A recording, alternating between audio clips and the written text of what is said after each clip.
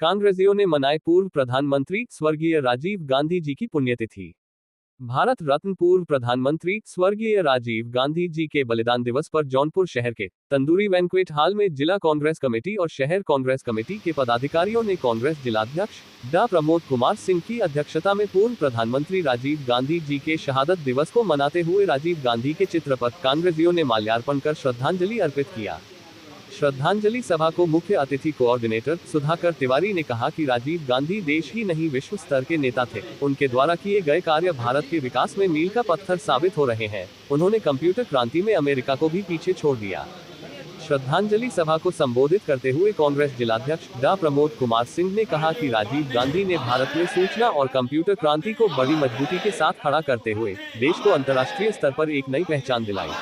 राजीव गांधी जी ने पंचायती राज एक्ट के माध्यम से ग्राम पंचायतों को मजबूत कर गांवों का शक्तिकरण किया।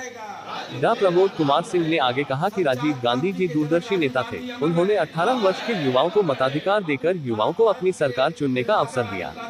शहर कांग्रेस कमेटी के अध्यक्ष आरिफ खान ने कहा कि राजीव गांधी सौम्यता, सादगी और ईमानदारी के रूप में जाने जाते हैं। उन्हें पूरी दुनिया राजनीतिक संत के रूप में जानती है। उन्होंने देश की एकता और खुशहाली के लिए अपने प्राणों की आहुति दे दिया।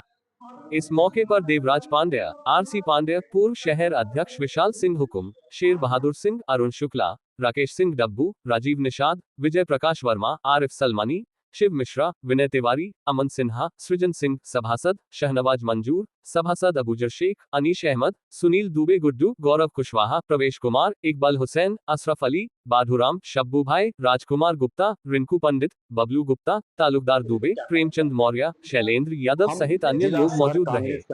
कार्यक्रम का संचालन कांग्रेस जिला उपाध्यक्ष राकेश मिश्रा ने किया। पुण्यतिथि मनाने के लिए जो भारत रत्न से सुशोभित हुए और राजीव गांधी एक ऐसे महान व्यक्तित्व के प्रधानमंत्री थे जिसकी कल्पना आज हम नहीं कर सकते।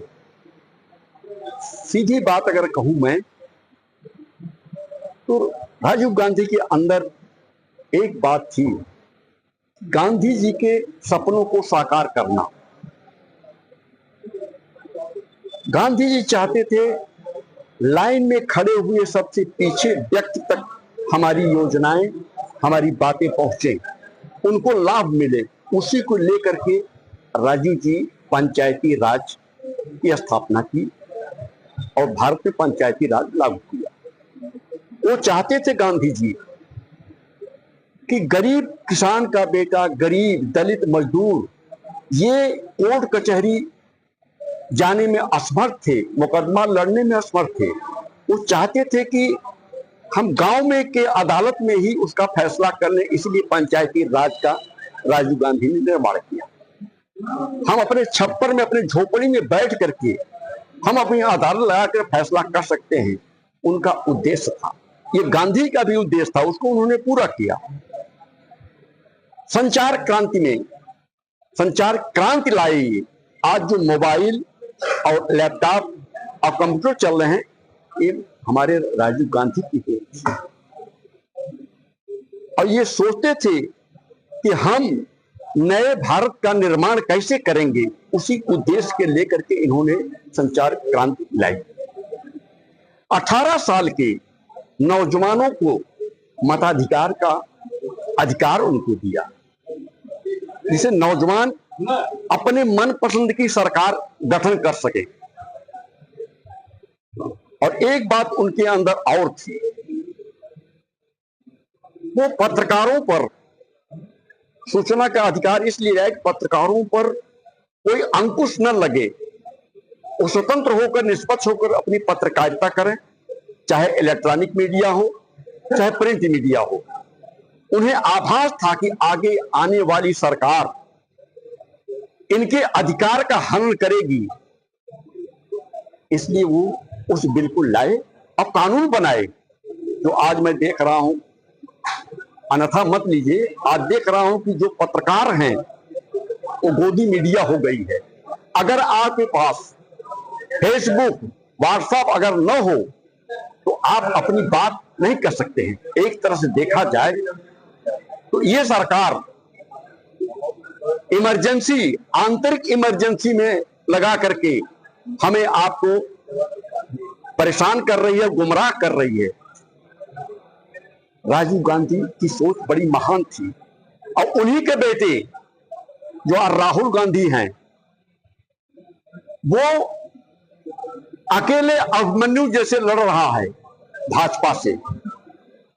36 मुकदमे उनके ऊपर हैं। राहुल गांधी कहते हैं ये मेरे लिए मेडल है। वो घबराते नहीं और न डरते हैं। तो आज की स्थिति, हम इमरजेंसी में जी रहे हैं। भाजपा के लोग हमारे सेनानियों का अपमान करें, उन पर कोई मुकदमा नहीं होगा। अगर हम उनके खिलाफ भाजपा के बोले तो हमें देशद्रोह का मुकदमा चलेगा।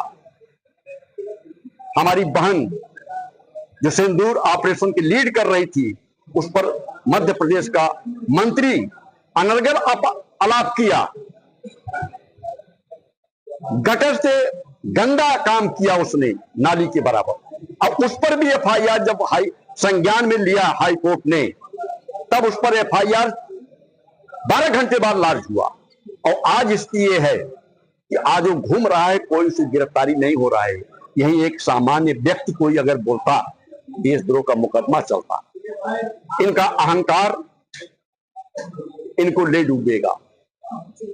आगे चुनाव लेके क्या कहना चाहेंगे? आगे चुनाव हम इसीलिए लगाए गए हैं कि हम आकर के अपने वार्ड पर, अपने पोलिंग बूथ तक हम अपने कार्यकर्ता तैयार करेंगे, जिससे हम आगे आने वाला चुनाव जीते। और खास तौर से हम इस शहर की सीट को विशेष जोर देंगे कि ये सीट हमें हमारे हाथ में आए। इसलिए हम निकले हैं अपने अभियान पर, संगठन सृजन के अभियान पर। ऑल इंडिया के निर्देश है, हम उसी तहत काम कर रहे हैं। धन्यवाद।